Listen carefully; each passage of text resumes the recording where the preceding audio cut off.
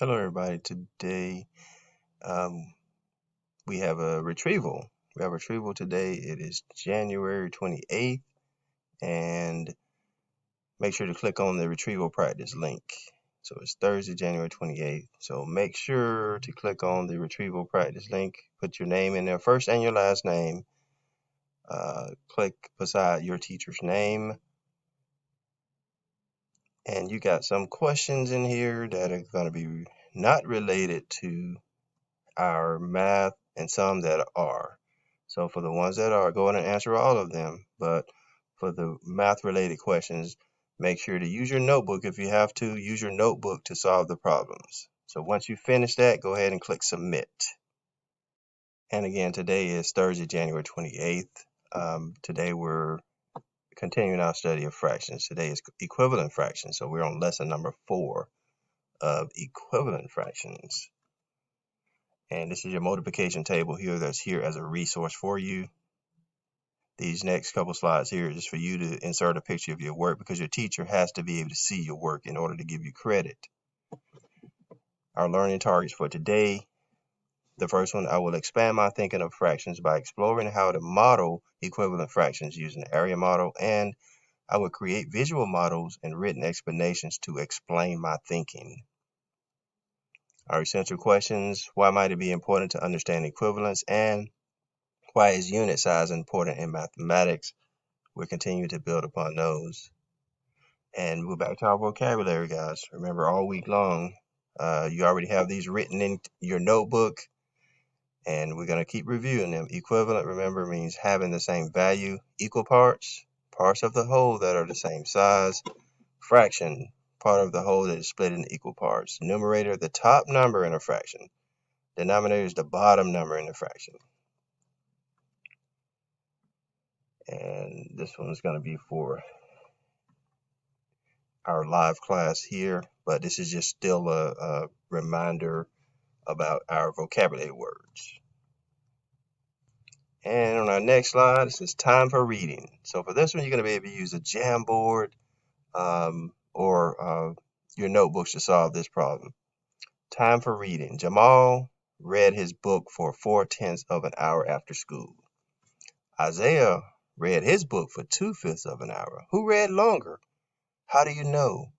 Show your thinking with pictures and words.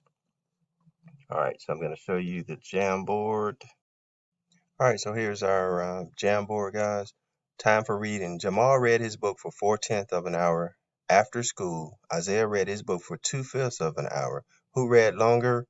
How do you know? Show your thinking with pictures and words.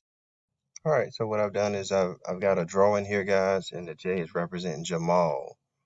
And I know that for his fraction, I need the bottom number is the denominator. I need 10 equal parts for him. So I need 10 equal parts for him, and I have 10. 1, 2, 3, 4, 5, 6, 7, 8, 9. So I've got 10 equal parts, but he read his book for 4 out of those 10, for 4/10. So now I need to shade in 4 out of the 10. So I'm just going to do a little shade in, 2, 3. So I have 4 out of 10 that are shaded for him. Now, Isaiah read his book for 2/5 of an hour. Now, we're talking about an hour for both people, okay? They both read for portions of an hour. So for Isaiah,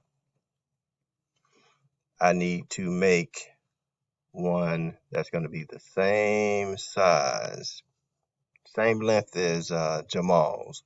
So that's the only way that I really compare. I know they don't look perfectly the same, but I need to make a drawing for both Isaiah and Jamal that's basically showing the same whole. The whole is going to be 1 hour. And Isaiah read his for 2/5, so I need to partition. This is into 5 equal parts. So let's see, 1, 2, 3, 4, 5. So 1, 2, 3, 4, 5. So now I've got Isaiah's partition into 5 equal parts, but he only read 2 out of his 5. So let's go and shade in 2 out of his 5. So I read 2 out of his 5. Okay. Who read longer? How do you know? Show your thinking. So when I look at this one, guys, I'm going to move that over just a little bit right there.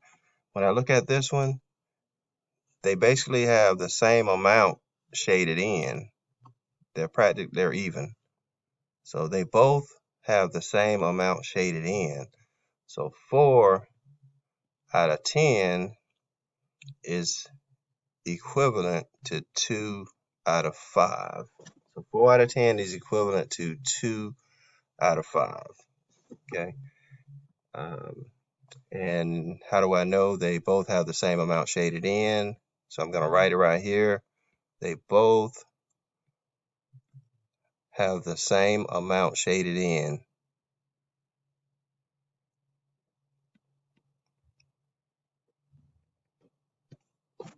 All right, so I showed my thinking with pictures, which I have the drawings over here, and with words. So they both have the same amount shaded in. And that means that they read the same.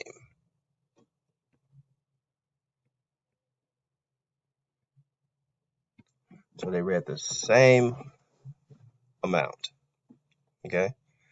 And let's go to our next slide here. It says choose a fraction from this list: 1/2, 2/3, 1/2, 3/4, 1/3, 2/3, and 1/4. Model 5 equivalent fractions. So you want to model 5 equivalent fractions. So I'm just going to take the 1/2, and I'm going to take that, and I'm going to shade in 1/2. So that's 1/2 right there. Okay, so now I know that if I take that same one and I shade it in, and let's say if I make 4 equal parts, that's equivalent. So that's 2 out of 4. And now I'm going to take that same size, and instead of having 4 equal parts, how about I turn it into 6 equal parts? And I could do it on the same one right here if I really wanted to. If I did, I've got 4 equal parts. So if I did another line right here in the middle, that means it's 4 out of 8. 4 out of 8. Now, I could take the same one, and if I added even more parts to it, if I went down the middle, it adds even more equal parts. So now I have, I've doubled it. It's 16. 1, 2, 3, 4, 5, 6, 7, 8, 9, 10, 11, 12, 13, 14, 16 equal parts. So now I have 1, 2, 3, 4, 5, 6, 7, 8 out of 16. Okay, and I can actually keep going with this. If I drew another, if I double it again, I made another line coming through here and another line coming through here. That way I don't have to reshade anything. So now it's 32 equal parts, and there are 16 shaded in. Okay, so now I have 1, 2, 3, 4, 5. I have 5 fractions, and they're all equivalent to 1/2. 5 total fractions, all equivalent to 1/2.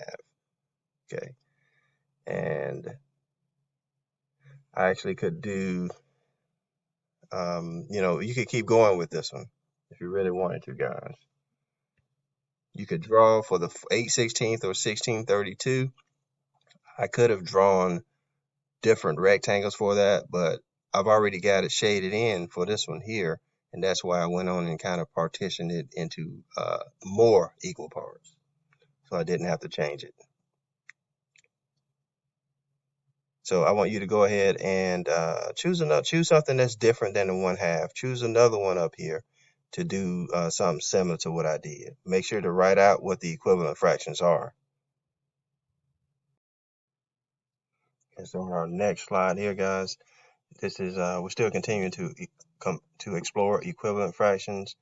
So you're going to get a chance to continue modeling equivalent fractions on your grid paper or in the Jamboard, that we just worked on. So here's a model of an equivalent fraction. So this represents 1/2. So red, 1/2 of this entire rectangle is shaded red. So 1/2 of it is shaded red. Or when you look at it, you see it divided into 4 equal parts. 2/4 of it is also shaded as red. So that means that they're equivalent. So if you said 1/2 or 2/4, they mean the same thing. They are equivalent.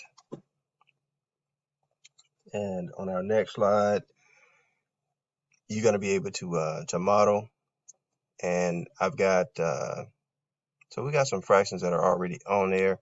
So we've already done this on the previous slide. So you can go back and pick another one. So I want you to go back and pick another one to model on the on that same Jamboard. See. So it was this one that we worked on. So I want you to pick a second one to model, and you can do it actually on the blank one. Do it on number 3, which is a blank one. So in our next couple slides, guys, this is some things I want you to read and think about and write into your notebook. So why is it important to understand equivalent fractions? So why do you think it's important to understand equivalent fractions? So write your answer in your notebook. What have you learned about equivalent fractions? Write that answer in your notebook. And here I've got some other questions. This is something that we're going to do in our live lesson here, guys. But you can look at the questions, and any of them that you can answer, go ahead and answer. So our independent practice is going to be on page 153 in your binder. So 153 in your binder is going to be independent practice. This is a picture of page 153. This is what it looks like. Now, this is also on a Jamboard. So you can also do this on a Jamboard. On the Jamboard, this is what it looks like. There are a few different problems on here. So basically, you're finding the equivalent fractions. You're going to have to model them by making a drawing, doing your drawing much like what we've already done. And here's your second one on there. You're finding the missing number that goes in there. That's what you're doing by using the drawings to figure out, well, 1/3 is equivalent to how many 6? And there are a total of 5 of them on here. There's 5 of them on here. Last slide is just a reminder to complete the Jamboard or do the work on page 153. Remember, if you do it in the binder, you have to take a picture of your work and insert it into the slides. You also have Khan Academy. So on your work on Khan Academy fractions.